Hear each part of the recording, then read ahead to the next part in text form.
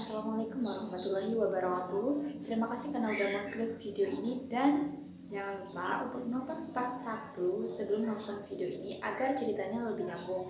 Karena di video kali ini tuh akan menceritakan tentang kisah selanjutnya dari perjuangan Maipa Daengkenang dan sang suami tercinta yaitu Datuk Museng melawan Belanda di Tanah Makassar demi mengemban tugas yang diberikan oleh Tanah Samawa.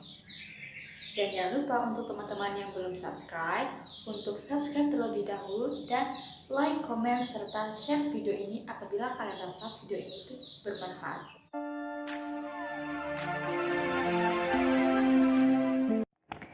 Kisah ini dilanjutkan dengan dimulainya pelayaran rombongan Datuk Museng dan Maipa Daengkenang menuju ke Tanah Makassar dengan mengemban tugas yang telah diberikan oleh Tanah Samawa kepadanya.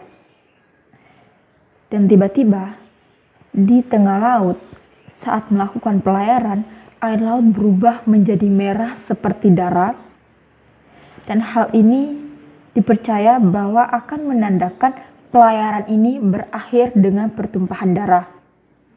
Dan setelah 3 hari 3 malam, barulah air laut kembali jernih dan barulah tanda-tanda mereka sampai ke Tanah Makassar mulai terlihat. Ternyata kedatangan Datuk Museng dan rombongan telah diketahui oleh Gubernur Sulawesi. Dan melalui perantara kaki tangannya, sebelum Datuk Museng dan Maipa Daengkenang sampai di Tanah Makassar, dia telah mengadakan musyawarah-musyawarah bersama pembesar-pembesar Belanda untuk membahas seputar masalah kedatangan Datuk Museng dan rombongan. Yang akhirnya musyawarah ini mengeluarkan beberapa putusan. Yang pertama, Datuk Museng harus diceraikan atau dipisahkan dengan sang istri. Dan yang kedua, setelah rencana yang pertama berhasil, Datuk Museng harus diasingkan di suatu tempat dengan penjagaan yang ketat agar tidak bisa kembali ke wilayah Sumbawa. Rencana Gubernur Sulawesi melalui perantara kaki tangannya yang merupakan hasil musyawarah dari Gubernur Sulawesi dan pembesar-pembesar Belanda itu dijalankan dengan penuh tipu muslihat dan kehati-hatian. Jadi ya teman-teman, mereka itu tidak ingin nantinya terjadi huru-hara di kalangan masyarakat yang akan menimbulkan korban jiwa.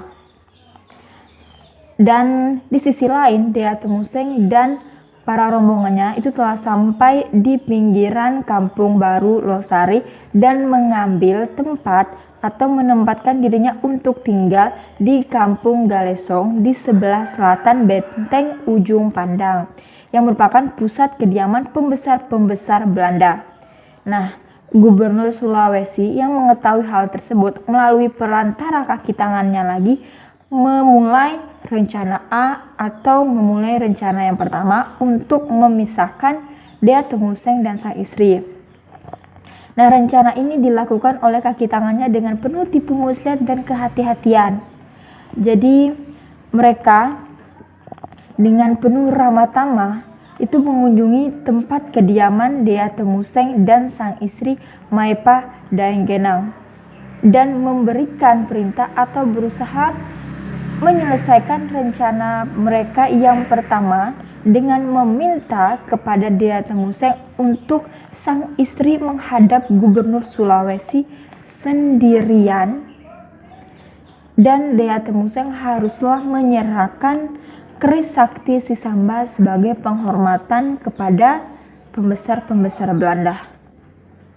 Dan tentu saja ya teman-teman, mungkin karena dia mengemban tugas atau tanggung jawab yang besar dan merasa bahwa ini pasti ada yang tidak beres, pasti ada rencana di baliknya, dan akhirnya dengan lantang Datuk Museng pun menolak ajuan atau perintah dari kaki tangan sang Gubernur Sulawesi.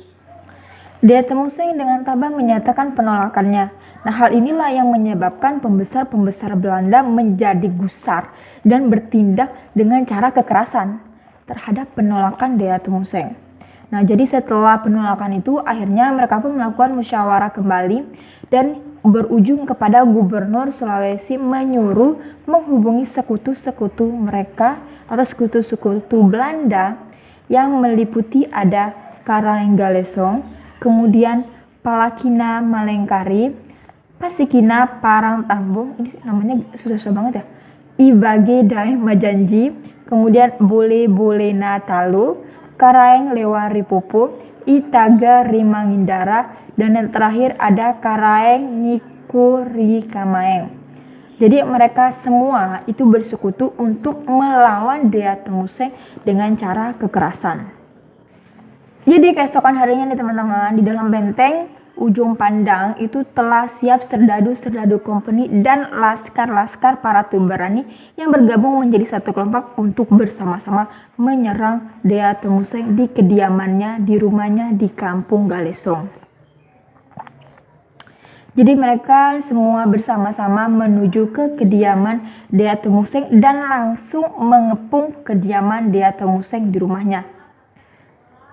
Dea Temuseng dengan darah yang mendidih keluar rumah dan melihat halaman yang sudah diporak-porandakan, dimusnahkan dan dihancurkan oleh para serdadu-serdadu kompeni dan para laskar-laskar para Tumbarani, yang akhirnya menimbulkan Dea Temuseng langsung mengambil senjata atau bedilnya dan langsunglah mereka semua terlibat dalam pertempuran atau pertarungan yang sangat sengit, yang akhirnya musuh dari Dea Temuseng yang merupakan bagian dari para kompeni dan laskar para serdadu Tumbarani akhirnya jatuh tumbang di bawah serangan keris sakti Sisamba yang dimiliki oleh Dea Temuseng. Dan bagi mereka yang tidak bisa tumbang akhirnya lari menuju ke pantai Losari dan dikejar oleh Dea Temuseng. Ternyata sampai di sana para serdadu-serdadu kompeni telah menunggu kedatangan dari Dea Temuseng dan langsung menembak atau membuat siraman peluru langsung menuju ke diri Dea Temuseng, dan ternyata tidak ada satupun peluru yang menusuk tubuh Dea Temuseng. Yang ada hanyalah baju yang terkoyak akibat peluru yang ditujukan kepada dirinya. Pertarungan antara Dea Temuseng dan sisa-sisa serdadu Belanda yang sudah menunggu kedatangan Dea Temuseng di pantai Losari itu berlangsung sangat lama hingga masuk waktu zuhur. Dan karena Dea Temuseng yang merupakan seorang mukmin, akhirnya dia pun meninggalkan pertarungan dan lebih memilih untuk pulang melakukan sholat zuhur. Dan setelah dia pulang, juru bahasa atau kaki tangan dari Gubernur Sulawesi yang mengetahui hal tersebut itu langsung mengadakan siasat baru. Jadi siasatnya ini dilakukan merupakan yang hasil musyawarah dari Karaeng Galesong, Ibage Daeng Majanji dan Itaga Rimangandara, itu menghasilkan keputusan untuk mengirim seseorang untuk membunuh Dea Temuseng yang sedang melakukan sholat zuhur. Akhirnya mereka pun mengusulkan Suro Daeng Jaropopo untuk membokong Dea Temuseng saat melakukan sholat. Nah, ternyata kedatangan si Suro tadi itu saat si Dea Temuseng ini telah selesai melakukan sholat zuhur. Dan karena rasa penasaran, akhirnya Dea Temuseng pun bertanya kepada Suro, "Ada apa kedatanganmu ke sini?" Dan karena rencana yang awalnya untuk membunuh Dea Temuseng saat sholat akhirnya berubah menjadi siasat baru.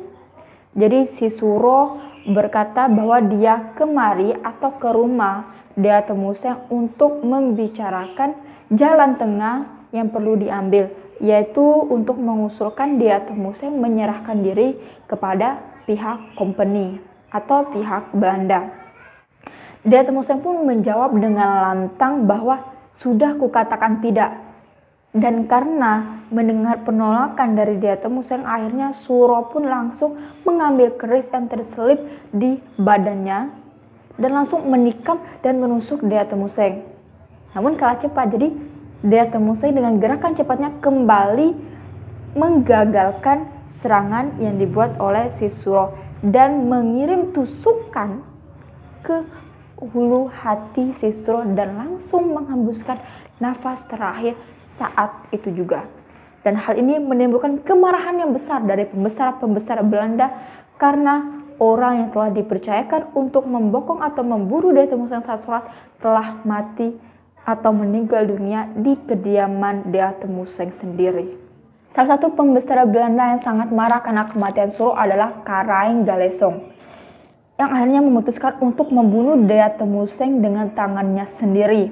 Dan sebelum terlibat dalam pertarungan yang sangat hebat antara Dea Temuseng dan Karaeng Galesong, Dea Temuseng haruslah menghadapi Karaeng Niko dan satu teman lainnya yang ujung-ujungnya juga mati di hadapan, terlalu kasar yang mati, meninggal dunia di hadapan keris sakti Sisamba. Dan akhirnya pertarungan itu pun terjadi dengan sangat sengit sampai malam hari. Pada keesokan harinya datanglah pertanda kepada Dea Temuseng bahwa pukul 12 siang dia akan menghadap sang ilahi. Dan tak lama kemudian dia pun memberitahukan kepada sang istri yaitu Maipa Daengkenang akan pertanda tersebut. Maipa Daengkenang yang sangat mencintai sang suami tidak sudi untuk jatuh pada pembesar-pembesar Belanda dan para kompeni, dan akhirnya mengambil jalan tengah dan menyerahkan dirinya untuk jalan terlebih dahulu daripada sang suami. Jadi setelah dia menyampaikan keputusannya kepada sang suami, dia pun mengambil air wudhu dan langsung memposisikan dirinya di pangkuan sang suami dan meminta sang suami untuk memejamkan mata dan mengikhlaskan dirinya untuk mengambil jalan tengah ini. Dan sebelum keris sakti Sisamba terhunus di leher Maipa Daengkenang, Dea Temuseng berkata, "Tabahlah wahai adinda sayang, Kakanda akan segera menyusul Dinda, berjalanlah dengan tentram." Dan akhirnya Maipa Daengkenang menghembuskan nafas terakhirnya dengan penuh keikhlasan. Tak lama kemudian waktu pun menunjukkan hampir pukul 12 siang. Dan Dea Temuseng pun mengajak satu-satunya orang yang masih hidup di antara rombongannya, yaitu Sarian Tujaku, menuju ke laut. Dan di sana pun dia berkata kepada Sarian Tujaku bahwa waktunya untuk menghadap sang ilahi telah tiba dan meminta Sarian Tujaku untuk membunuhnya. Dan karena keheranan, Sarian Tujaku pun berkata kepada Dea Temuseng, "Bagaimana hamba akan membunuh Tuan? Jika Tuan tidak bisa binasa oleh air, tidak bisa terbakar oleh api, dan tidak bisa ditikam oleh senjata apapun." Nah, mendengar hal itu, Dea Temuseng pun akhirnya mengeluarkan keris sakti Sisamba dan menyerahkannya kepada Sarian Tujaku. Akhirnya Sarian Tujaku pun melaksanakan perintah tuannya dan menghunuskan keris sakti Sisamba di dada Dea Temuseng, yang akhirnya dicabut kembali oleh Dea Temuseng dan menusukkan ke dada Sarian Tujaku, serta dicabutnya kembali dan dihunuskan di sebuah batang pisang yang kala itu sedang terdampar di samping beliau. Dan setelah peristiwa itu pun akhirnya kedua mayat pahlawan Sumbawa itu ditemukan mengapung di pesisir pantai di wilayah Re, yang akhirnya keris sakti Samba ini diambil oleh nelayan yang kebetulan pada saat itu sedang mengambil ikan di pesisir laut wilayah Re. Dan sang istri yang juga ikut berjuang bersama sang suami, yaitu Maipa Daengkenang, serta sang suami Dea Temuseng dimakamkan atau dikebumikan di Jalan Dato Buseng, Ujung Pandang. Jadi ini merupakan kisah seorang pahlawan Sumbawa yang rela berjuang melawan pembesar-pembesar Belanda dan kompeni di Makassar untuk mengemban tugasnya yang telah diberikan oleh Tanah Samawa.